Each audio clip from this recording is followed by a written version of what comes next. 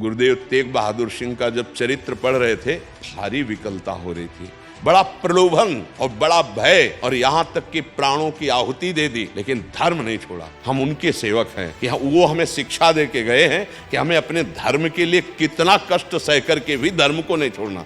आप कहते हो अश्रद्धा हो गई, ऐसा कौन सी बात है? हम भगवान प्रसन्न हो जाएं तो जेल ही मांग रहे हैं, सजा ही मांग रहे हैं। अगर वो नहीं दे रहे कृपा करके तो अश्रद्धा हो रही। अगर तुम्हें सच्ची बात बता रहे हैं कि गुरुजनों ने कहा नाम जप करो, ये बात समझ में नहीं आती।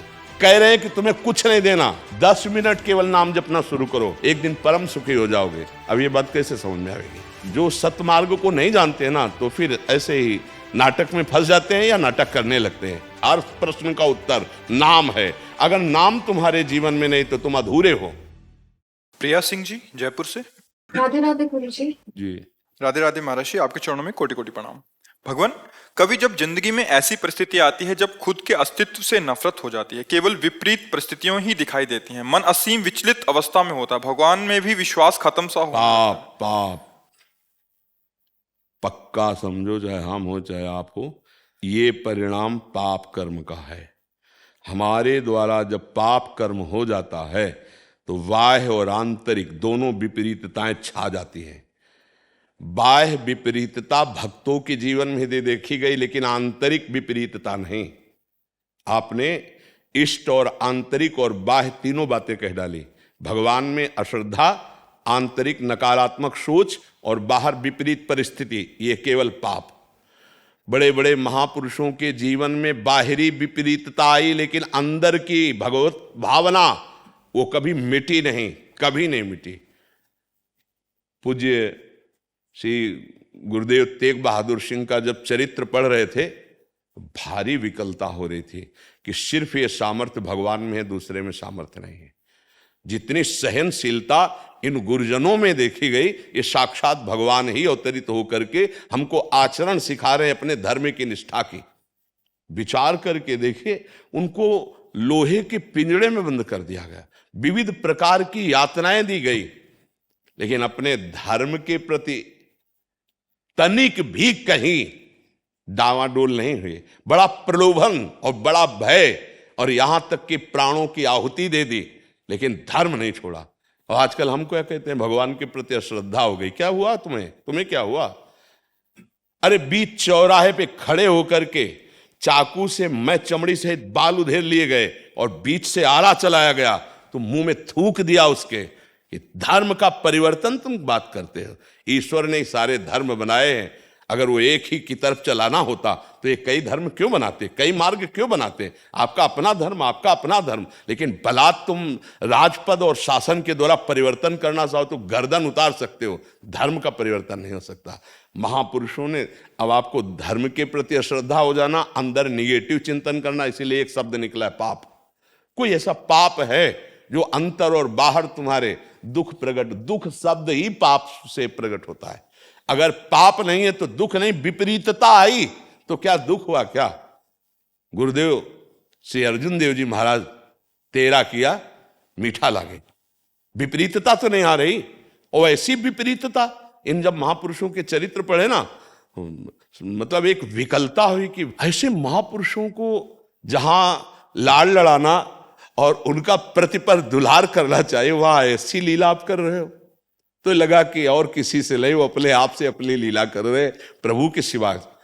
तपती हुई बालू उनके श्रीअंग में डाली जा रही, कितना भयानक तपते हुए कड़ाह पे बैठा दिया जाता है, लेकिन आह नहीं निकले। मुस्कुराते हैं, यही कहते तेरा किया मीठा लागे। रावी नदी में जाके स्नान करने की अनुमति ली और वहीं शरीर पूरा कर दिया। तनिक भी किंचन मात्र अपने धर्म से विचलित। देखो, हम उनकी संतानें हैं, हम उनके सेवक हैं कि वो हमें शिक्षा दे के गए हैं कि हमें अपने धर्म के लिए कितना कष्ट सह करके भी धर्म को नहीं छोड़ना। आप कहते हो अश्रद्धा हो गई, ऐसा कौन सी बात है? इसका मतलब है कि हमारे अंदर इतना अज्ञान भर गया, अंधकार भर गया है कि हम यही तो, ये आपका प्रश्न नहीं है, ये लाखों की है। काम बने तो जय भगवान, और काम बिगड़ गया तो बात बिगड़ गई, फिर हम श्रद्धा। आप देखो ना, इन महापुरुषों को प्रलोभन ऐसा और भय ऐसा, दोनों कोटि का, चरम सीमा का, लेकिन धर्म परिवर्तन नहीं किया। अपनी श्रद्धा को ही लेकर के और आज हम उन्हीं के बल से चल पा रहे हैं, उन्हीं महापुरुषों के बल से चल पा रहे हैं। ये क्या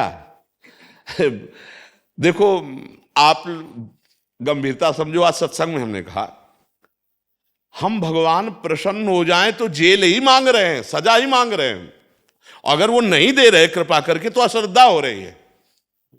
राष्ट्रपति स्वतंत्रता दिवस था तो एक जेल में गए और कहा समस्त कैदियों को सामने लाओ। लाए, आज जिसकी जो इच्छा हो मांग लो। बोले साहब हमको सर्दी में एक कंबल मिलता है, 2 मिलने, हाँ हमको साबुन, वो जिसका जो सब ने मांगा सबको। यस, एक खड़ा हुआ, बोले साहब आप जो बोल रहे हैं सत्य है? परम सत्य। बोले मुझे जेल से मुक्त कर दो। बोले इसको मुक्त कर दो। अब सब बोले मुझे मुक्त कर। बोले नहीं, तुमने साबुन मांगा, तुमने ये मांगा, तुमने ये मांगा, सब पास हो गया। एक बार मांग। अब आपकी मांग क्या हो सकती है? भगवान का प्रेम, भगवान का साक्षात्कार, जीवन मुक्त होने के लिए ज्ञान। ये मांग तो की नहीं, जेल ही की तो मांग की, इसी माया जेल की मांग कि मुझे ये मिल जाए, मुझे ये मिल जाए, मुझे ये मिल जाए। अगर हमारे प्रभु तुम्हें नहीं दे रहे कि इतने में ही फंसे हुए हो तो तुम्हें अश्रद्धा हो गई, तुम्हारा चिंतन नकारात्मक हो गया। हमें लगता है हम लोग बच्चे जैसे हैं, अभी धर्म को नहीं समझते, शास्त्र के आगे। आजकल यही तो बहुत दुखद बात हो रही है कि अगर हम संत के पास जाते हैं तो नौटंकी नाटक पसंद करते हैं। अगर तुम्हें सच्ची बात बता रहे हैं कि गुरुजनों ने कहा नाम जप करो, गुरुजनों ने कहा सच्चाई से चलो, अच्छे आचरण करो, दूसरों की सेवा करो, तुम सुखी हो जाओगे, ये बात समझ में नहीं आती। झूठी बात तुम्हारी समझ में आ जाती है। कह रहे हैं कि तुम्हें कुछ नहीं देना, 10 मिनट केवल नाम जपना शुरू करो, ईमानदारी से 10-10 मिनट बढ़ाते चले जाना, एक दिन परम सुखी हो जाओगे। अब ये बात कैसे समझ में आएगी? सत्य बात, सत्य मार्ग असत बुद्धि को समझे में नहीं आता।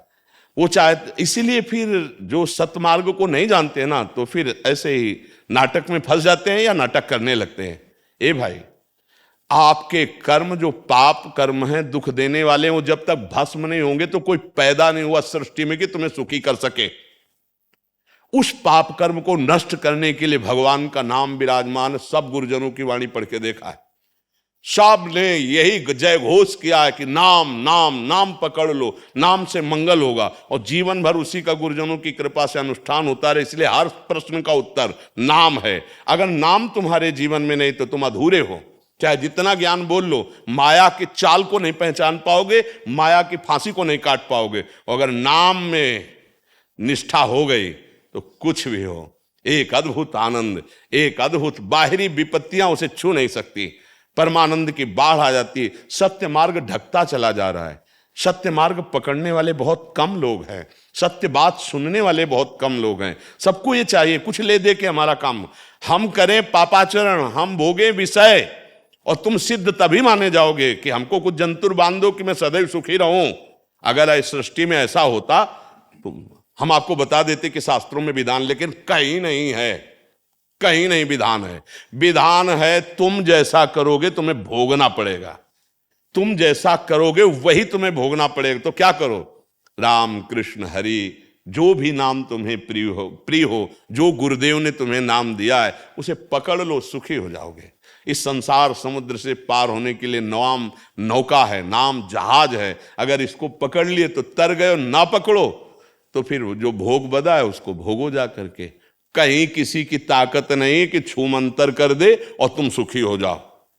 ये अपने लोग बचपन से बाबा जी हैं इस मार्ग के, खूब मतलब गुरु कृपा से बड़े बड़े सिद्ध महापुरुषों के दर्शन में कभी ऐसा नहीं बताया उन्होंने। जब उनसे प्रश्न हुआ तो उन्होंने कहा ऐसे ऐसे साधन करो, इस साधना से तुम इस विकार पर विजय प्राप्त कर लोगे।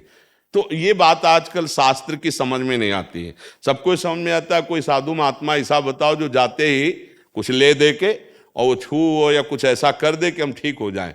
बावरे लोगों की बावरी भीड़ इस बात को समझ नहीं पा रही कि अवश्य में वो भोक्तव्यम कृतम कर्म शुभाशुभम, शुभ अशुभ कर्म को भोगना पड़ता है। अब जैसे तुम यहाँ आए, तुम्हारे मन में कामना कोई थी यार, अगर बाबा जी के यहाँ जाए कामना पूरी हो जाए तो हम जान जाएंगे बाबा जी चमत्कारी हैं।